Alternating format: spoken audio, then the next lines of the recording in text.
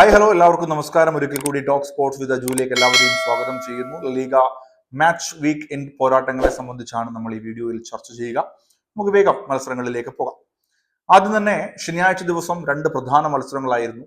അതിൽ ഏറ്റവും ശ്രദ്ധേയമായത് Real Betis Real മാഡ്രിഡിനെ 2-1 എന്ന സ്കോർ ലൈനിൽ പരാജയപ്പെടുത്തുന്നു. റയൽ മാഡ്രിഡിന് നിർണായകമായ 3 പോയിന്റ് നഷ്ടമാകുന്നു. അതേ ദിവസം തന്നെ അത്ലറ്റിക്കോ മാഡ്രിഡ് ക്ലബ് അത്ലറ്റിക്കോയുമായി ഒരു മത്സരം. അവിടെ അത്ലറ്റിക്കോ മാഡ്രിഡ് വിജയിക്കുന്നു. പോയിന്റ് ടേബിളിന്റെ 1-ാം സ്ഥാനത്തേക്ക് ലലീഗയിലെത്തുന്നു. പക്ഷേ ഞായറാഴ്ച ദിവസം നടന്ന ബാർസലോണയുടെ വിജയം വീണ്ടും പോയിന്റ് ടേബിളിന്റെ ടോപ്പ് പൊസിഷനിലേക്ക് ബാർസലോണയെ കൊണ്ടെത്തിക്കുന്നു. ഇതൊക്കെയാണ് ഓവറോൾ ചിത്രം. ഇനി നമുക്ക് ഓരോ മത്സരങ്ങളിലേക്കും കടന്നു വരാം. ഏറ്റവും ശ്രദ്ധേയമായ റയൽ ബെറ്റീസ് റയൽ മാഡ്രിഡ് പോരാട്ടത്തിൽ എന്താണ് സംഭവിച്ചത്, എവിടൊക്കെയാണ് റയൽ മാഡ്രിഡിന്റെ പ്രശ്നങ്ങൾ എന്നുള്ളതാണ് ആദ്യം ചർച്ച ചെയ്യേണ്ടത്. എൻ്റെ ഒരു കൺസേൺ റയൽ മാഡ്രിഡിൽ ഇപ്പോഴും അവരുടെ പ്രധാന താരങ്ങളുടെ അഭാവമാണ്. ഇഞ്ചുറി കൺസേൺ റയൽ മാഡ്രിഡിനെ വളരെയേറെ ബാധിക്കുന്നു എന്നുള്ളതാണ്. എവിടൊക്കെയാണ് ആ ഇഞ്ചുറി കൺസേൺ എന്നുള്ളത് ആദ്യം നോക്കാം. ആദ്യമായി പറയട്ടെ, സെബയോസിന്റെ അഭാവം മിഡ്ഫീൽഡിൽ റയൽ മാഡ്രിഡിനെ കാര്യമായി ബാധിച്ചിരിക്കുന്നു. സെബയോസിന്റെ ഒരു ശൈലി എന്ന് പറയുന്നത് എപ്പോഴും ടോണി ക്രൂസിന്റെ അഭാവം വരുമ്പോൾ അവിടെ സെബയോസിന്റെ വരവാണ് മിഡ്ഫീൽഡിൽ കുറച്ച് ക്രിയേറ്റിവിറ്റി കൊണ്ടുവന്നത്. അല്ലെങ്കിൽ മിഡ്ഫീൽഡ് ഒന്ന് ഫങ്ഷൻ ചെയ്യാൻ തുടങ്ങിയത് ശരിക്കും സെബയോസിന്റെ വരവോടുകൂടിയായിരുന്നു.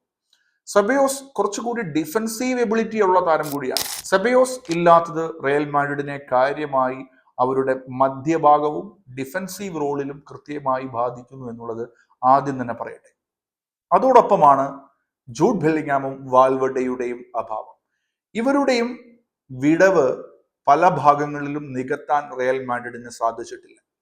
ഈ കീ ഏരിയാസ് ആണ് പെല്ലഗ്രിനി ബെറ്റിസുമായി റയൽ മാഡ്രിഡിനെതിരെ ആവിഷ്കരിച്ച പ്രധാന തന്ത്രം. എവിടൊക്കെയാണോ റയൽ മാഡ്രിഡിന്റെ പോരായ്മ എന്ന് മനസ്സിലാക്കി പെല്ലഗ്രിനി അവിടെ തന്റെ ടാക്ടിക്സ് പുറത്തെടുത്തു എന്നുള്ളതാണ് സത്യാവസ്ഥ. അതിൽ എടുത്തു പറയേണ്ട താരങ്ങളാണ് ഇസ്കോ, അതോടൊപ്പം ആന്റണി. ഇവർ രണ്ടുപേരും ചെയ്ത ഒരു റോൾ അത് എത്ര പറഞ്ഞാലും മതി വരില്ല. നമുക്കറിയാം, ആദ്യം റയൽ മാഡ്രിഡ് സ്കോർ ചെയ്യുന്നു. തൊട്ടടുത്ത കുറച്ച് മിനിറ്റുകൾക്ക് ശേഷം ബെറ്റിസ് ഈക്വലൈസർ അടിച്ചപ്പോൾ തന്നെ കളിയിൽ തങ്ങളുടെ തിരിച്ചുവരവ് ശരിക്കും വിളിച്ചു പറയുകയായിരുന്നു ബെറ്റിസ്. അതിനുശേഷമുള്ള ഇസ്കോയുടെ ഗോളിന്റെ സെലിബ്രേഷനിൽ ഉണ്ടെല്ലാം. ലോകത്തോട് ഇസ്കോ വിളിച്ചു പറയുകയാണ് പല കാര്യങ്ങളും, അതിലേക്കൊന്നും ഞാൻ കടക്കുന്നില്ല. അതോടൊപ്പം പെല്ലഗ്രിനി എന്ന പരിശീലകൻ ചരിത്ര നേട്ടമാണ് കുറെ നാളുകൾക്ക് ശേഷം നേടിയെടുത്തിരിക്കുന്നത്. കൃത്യമായി പറഞ്ഞാൽ പെല്ലഗ്രിനി 2012 മലാഗയുടെ പരിശീലകനായിരിക്കുമ്പോഴാണ് റയൽ മാഡ്രിഡുമായുള്ള അവസാന വിജയം സംഭവിച്ചത്. അതിനുശേഷം after a long break real മാഡ്രിഡിനെ പരാജയപ്പെടുത്തുന്നത് ഇപ്പോഴാണ് പെല്ലഗ്രിനി. പക്ഷെ ഒരു കോമൺ ലിങ്ക് ഈ രണ്ട് വിജയത്തിലും പെല്ലഗ്രിനിക്ക് ഉണ്ടായിരുന്നു. അന്ന് 2012 മലാഗയുടെ പരിശീലകനായിരിക്കുമ്പോൾ റയൽ മാഡ്രിഡിനെതിരെ വിജയിക്കുമ്പോഴും അന്ന് ഇസ്കോ ഗോൾ സ്കോർ ചെയ്തിരുന്നു. ഇവിടെ ഈ മത്സരത്തിലും ഇസ്കോ ഗോൾ സ്കോർ ചെയ്തിരുന്നു എന്നുള്ളതാണ് ഏറ്റവും വലിയ പ്രത്യേകത. ഇനി ആന്റണിയുടെ പ്രകടനം എടുത്തു പറയേണ്ട ഒന്ന് തന്നെയാണ്. ശരിക്കും ആന്റണി ഹീറോയാടാ എന്ന് തന്നെയാണ് ശരിക്കും ആന്റണി അവിടെ നമ്മളെ കാണിച്ചു തന്നത്. അത്ര വലിയ റോളാണ് ആന്റണി ചെയ്തെടുത്തത് റയൽ ബെറ്റിസിന് വേണ്ടി എന്നുള്ളത് നമ്മൾ കണ്ടു. അതേ ദിവസം തന്നെയാണ് അത്ലറ്റിക്കോ മാഡ്രിഡ്, അതോടൊപ്പം ഞാൻ സൂചിപ്പിച്ചിരുന്നു ക്ലബ് അത്ലറ്റിക്കോയുമായുള്ള പോരാട്ടം നടന്നത്. ക്ലബ് അത്ലറ്റിക്കിനെതിരെ ഒരു ഗോളിൽ, നമുക്കറിയാം ആൽവരസിന്റെ ഒരു ഗോളിലാണ് അത്ലറ്റിക്കോ മാഡ്രിഡ് വിജയിച്ചത്. അത്ലറ്റിക്കോ മാഡ്രിഡ് വിജയിച്ചപ്പോൾ അന്ന് ശനിയാഴ്ച ശരിക്കും ആ മത്സരങ്ങൾക്ക് ശേഷം ലലീഗയുടെ പോയിന്റ് ടേബിളിന്റെ 1-ാം സ്ഥാനത്തേക്ക് എത്തിയിരുന്നു അത്ലറ്റിക്കോ മാഡ്രിഡ്. പക്ഷെ ഞായറാഴ്ച ദിവസത്തെ ബാർസലോണയുടെ വിജയം, സൊസിലാഡിനെതിരെയുള്ള വിജയം വീണ്ടും ബാർസലോണയെ top of the leader board എന്ന സ്ഥാനത്തിലേക്ക് കൊണ്ടെത്തിക്കുകയായിരുന്നു. ഇതാണ് ശനിയാഴ്ച ദിവസത്തെ മത്സരങ്ങളുടെ ഓവറോൾ ചിത്രം. ഇനി ഞായറാഴ്ച ദിവസം ബാർസലോണയുടെ വിജയ കണക്കുകളിലേക്ക് ഒന്ന് വന്നാൽ നമുക്കറിയാം, ബാർസലോണ ടോപ്പ് ഓഫ് ദ ടേബിളിലേക്ക് വീണ്ടും എത്തിയതിന്റെ അല്ലെങ്കിൽ ആ ഒരു നിർണായക മത്സരത്തിന്റെ പ്രധാന ഭാഗങ്ങളിൽ എനിക്ക് ഏറ്റവും എടുത്തു പറയുവാനുള്ളത് ക്രിയേറ്റിംഗ് ചാൻസസ്. നിരന്തരമായി ചാൻസുകൾ ക്രിയേറ്റ് ചെയ്തുകൊണ്ടേയിരുന്നു ബാർസലോണ. വൈഡ് ഏരിയാസ് ഉപയോഗപ്പെടുത്തി നന്നായി ചാൻസുകൾ ക്രിയേറ്റ് ചെയ്യാൻ ബാർസലോണയ്ക്ക് സാധിച്ചു എന്നുള്ളതാണ് ആദ്യത്തെ വശം. രണ്ടാമതായി യങ് പ്ലേയേഴ്സ് സ്കോർ ഷീറ്റിലേക്ക് ഇടം നേടുന്നു. യുവതാരങ്ങൾ സ്കോർ ഷീറ്റിലേക്ക് ഇടം നേടുന്നത് ഒരു വലിയ പ്രധാന ഭാഗമാവുകയാണ്.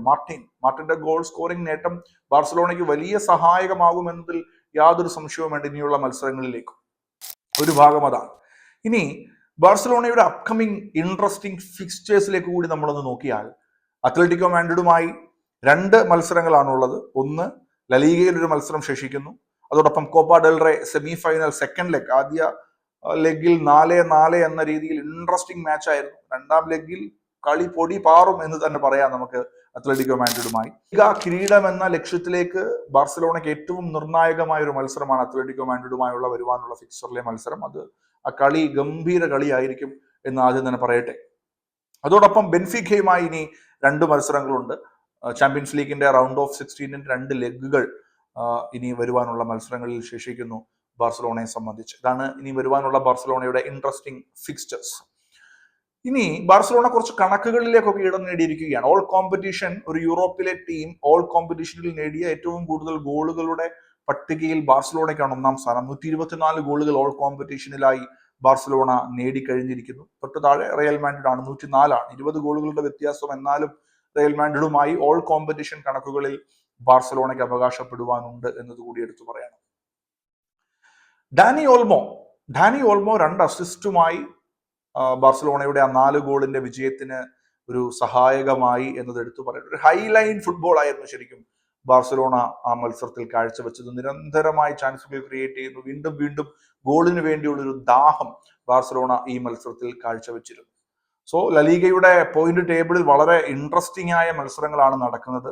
1ാം സ്ഥാനത്ത് ബാർസലോണയാണെങ്കിൽ 2ാം സ്ഥാനത്ത് അത്ലറ്റിക്കോ മാഡ്രിഡ്, 3ാം സ്ഥാനത്ത് റയൽ മാഡ്രിഡ്. നിർണായകമായ ഇനിയുള്ള ഫിക്സറുകളിൽ അത്ലറ്റിക്കോ മാഡ്രിഡിന് ബാർസലോണയെ മറികടക്കുവാനുള്ള നല്ല അവസരങ്ങൾ നിലനിൽക്കുന്നു. പക്ഷെ റയൽ മാഡ്രിഡ് കാര്യങ്ങൾ കുറച്ചേറെ കുഴപ്പത്തിലേക്ക് പോവുകയാണ്. റയൽ മാഡ്രിഡ് കുറച്ചുകൂടി ചാമ്പ്യൻസ് ലീഗിലേക്ക് ശ്രദ്ധ കേന്ദ്രീകരിക്കുന്നോ, ലലീഗ അവർക്ക് കൈവിട്ടു പോയോ എന്ന ചോദ്യങ്ങളൊക്കെയാണ് ശരിക്കും ഇപ്പോൾ ഉയരുന്നത് എന്നുകൂടി എടുത്തു പറയാം. സോ ഇതൊക്കെയായിരുന്നു ലലീഗ മാച്ച് വീക്കെൻഡിലെ രസകരമായ വിശേഷങ്ങൾ. നമുക്ക് മറ്റു വിശേഷങ്ങളുമായി ഇനിയും കണ്ടുമുട്ടാം. Till that, signing off, this is Aju John Thomas. Thank you so much.